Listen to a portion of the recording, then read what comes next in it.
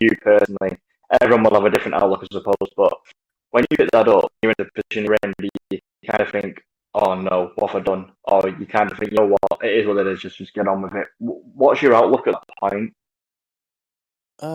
It kind of depends on how big the damage is. From what I got, it went to like a very lime greenish. So I knew I was gonna be okay. I knew I could still Hmm. push the way I was. I just maybe shouldn't get oversteer on that last little chicane there. So I tried Hmm. to. I think I upped my differential just by 5%, so that wouldn't be the case. And other Hmm. than that, it was all right. Normally, if I had Yeah. like an orange front wing or a yellow front wing, like I would be, yeah, maybe I should control myself with the throttle. Maybe I should maybe Yeah. learn with my steering because I guess it depends with like how fast you're pushing and if what type Hmm. of color of your wing damage is. So yeah, Yeah, it's not definitely. all too bad. No, definitely, and I think that actually leads me on to the next couple of incidents, which I believe were incidents created by yourself, not other drivers. So I think lap 32 was a bit of a hectic lap actually. Minor left front wing, which I thought, yeah, you know what? Again, it's probably one of them incidents. I think it went 0 to 12, so it would have been a little bit of a lighter green, but I don't think anything major. But then the exact same lap, we got major right front wing damage. Um, Now, on task, we probably could, but it take quite a lot of looking into. At this point, lap 32, you got really bad right front wing damage. What was your outlook at that point? Because I know initially was talking about very, very minor damage, but now we're talking about race changing damage. What was your outlook at that point? And how did it happen, actually? So coming out of the that first chicane out of the tunnel, I forget what it's called. I think bus stop chicane. The Coming out of there, Nouvelle. Novel. Okay, after coming out of the Novel chicane, I was coming in the Rascas, and I Hmm. clipped the apex. Like I hit the apex. It sent my car out wide. Like I think it hopped. I hit the wall. So I knew already. Like okay, this race is over. I'm at least gonna get P2 because the guy behind me was about 30 seconds back. So okay. Oh, wow. Yeah, Okay. I could pit, still come up P2, and then maybe on top of that, maybe try to extend my fastest lap. So Hmm. that was my thinking. And then coming into the pits, as soon as I come into the pits, a safety car comes out. So Oh, I was so surprised by that. I was so happy. I bet. I don't, for some reason, I don't know about you, Arba. I never seem to get that luck. It's usually the opposite way around for me. I come into the pits, and as soon as they hit the pit straight, safety car comes out after the 16 cars overtook me. So I don't know about you, Arba, but I never seem to get that luck. I think I had one good virtual safety car like 2 seasons ago that got me like a second place, and I think that's been it. Yeah, so you know what? I think crime, you're on your own with that one, pal. But no, so good. Have you got anything to add on to that, Arba, in terms of the damage, the outcome of the race, etc.? Anything you want to discuss with crime there? Well, do you picked up wing damage, I guess, quite a bit in Monaco. Is Do you find yourself running into that situation in the other races, or is this kind of like the exception to the other races this season, as far as keeping it clean? No, I guess it's the exception. I mean, I did have that spin in the first lap of Spa, but that was really due to my own mistake and just I think just accelerating on the curve just kind of sent me out. Other than that, Monaco is again one of the worst tracks when it comes to just pushing. Yes. And but I like that. I like that challenge. I like to push myself. I like to try to see what my limits are. And then again, coming here, like lap 32, I found my limit and I surpassed it greatly by Mhm. hitting the wall. Uh, so yeah. No, but at least though, it leaves you going for it, and I think there's a lot of drivers in the league and probably many other leagues. I'll even include myself where I'm literally scared of Monaco. I'm not even gonna lie. I'm just petrified, and I will not push in a race. In my races, I think as you've probably seen, we were torrential rain, and I was panicking. I think I qualified P16, and I thought, you know what, there's going to be DNFs. just drive your own race. And I think I managed P8. So like where other people like yourself, you have that confidence and that belief in yourself that even if you do get that wing damage, the fact that you raced a near perfect, maybe a perfect race up until the point you got wing damage to open a 30-second gap to then come in the pits, change around, and then go into a fresh set of softs. To have that confidence and believe in yourself when you didn't really need to push is that says a lot about you as a driver. Again, I don't know a lot of people, and maybe I'm wrong. Maybe it's just me and a few others on just me alone. But I don't know many people who would push when you got a 30-second lead and possibly risk getting the damage you did for no reason. It is for a reason. You're bettering yourself. It's that challenge you mentioned, but it's a big risk to take. Is that your mindset in every single race? So I imagine it is because Monaco's the toughest one to do it on. But no matter your position, you'll always push and strive to get the fastest lap, even if you don't need it. Oh yeah, 100%. Especially if it's like tracks, I know that I will be fast. So when it comes to Monaco, like yeah, I will push in Monaco. If it's a place like Abu Dhabi, I'm not too sure because when it comes to Abu Dhabi, I am god awful. I am nowhere near where I should be. I try to every time it's Monaco or Abu Dhabi, it's damage limitation. So coming up Okay. next race, I will have to do like a damage limitation race. I know that for a fact. But other than like Abu Dhabi, when it comes to any other track, I just love to drive the cars. Yeah. What about yourself there, pal? Are you in a similar position to Crime here with when you're racing yourself, just to get a bit of a second opinion on it, when you're racing around Monaco, if you're in a solid position, are you still giving it your all? If you've got a big gap behind you, let's put you in Crime's position. You've got a 30-second gap. You don't need to risk anything. The likelihood of catching P1's possibly slim unless he gets damaged. Are you pushing and pushing just to try and better yourself, or are you thinking, I'm just gonna take it nice and easy around the rest of this track now? What's your outlook, pal? It's definitely take it nice and easy. Especially when there's walls to be had, I get very, very scared, and I say I don't need to push.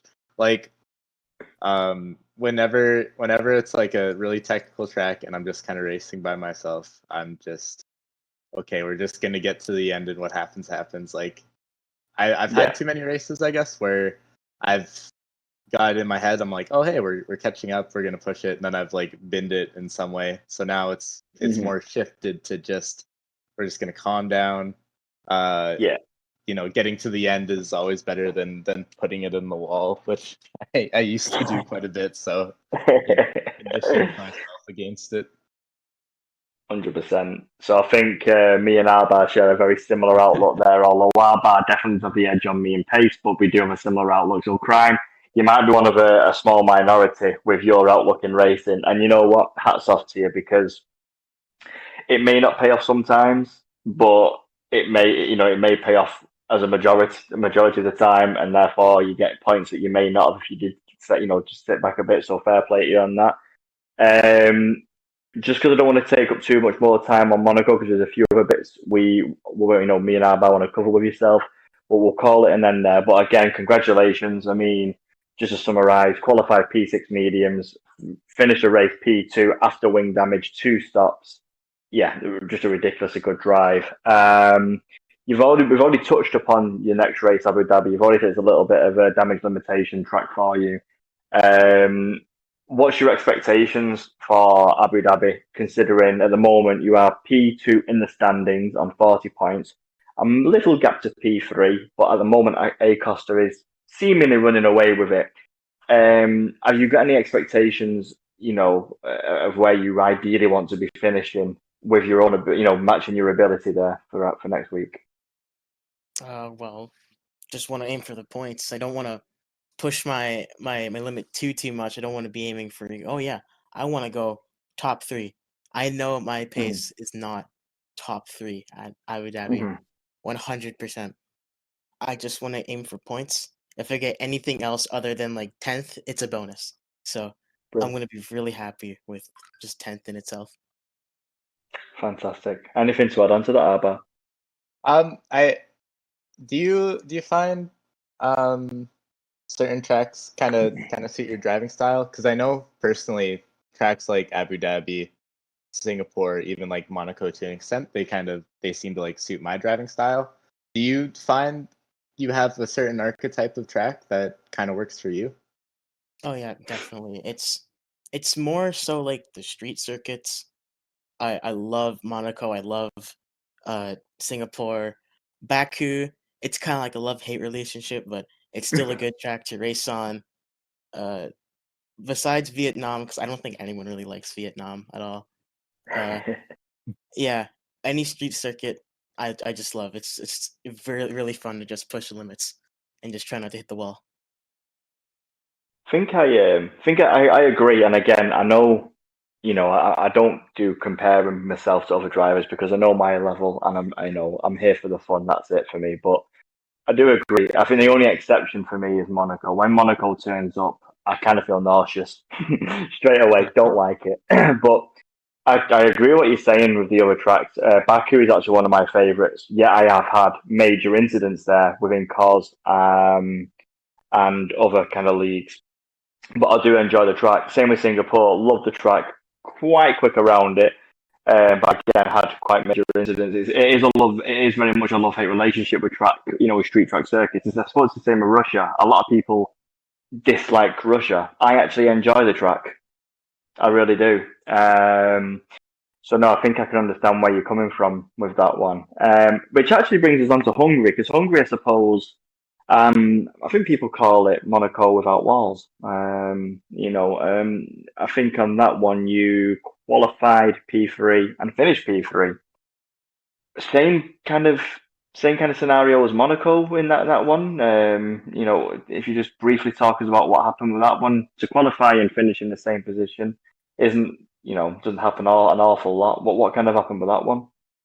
Yeah, well, qualifying, I could have easily gotten pole. I remember in practice, I was doing 13 sevens for just in the practice session alone, not actually in like a quali session. And Mhm. coming to the race, I was either screwing up my time with just invalidating the lap, or just having a big oversteer moment, which caused me to lose like I think it was 4 or 5 tenths in the third sector. Right. So it would have been pole, but I don't think with how that qualifying went, didn't go up to the plan. And then the Yeah. first lap too, I somehow made a great start. I was battling P1, and then Hmm. he just kind of pushed me off the track a little too much. That Ah, oversteer right.